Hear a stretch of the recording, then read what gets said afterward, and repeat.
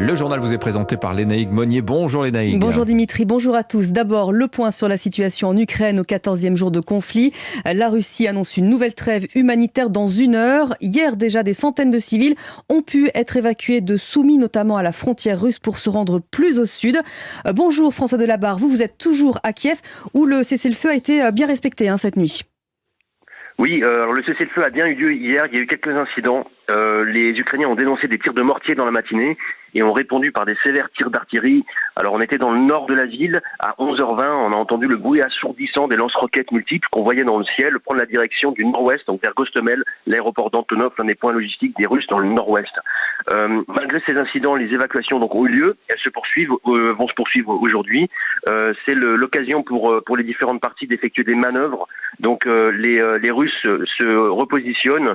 Une ville dont on va plus souvent entendre parler ces prochains jours, je pense, c'est Brovary, à 20 km à l'est de Kiev, qui a été attaquée et qui a été prise dès le premier jour du conflit, le 24 février.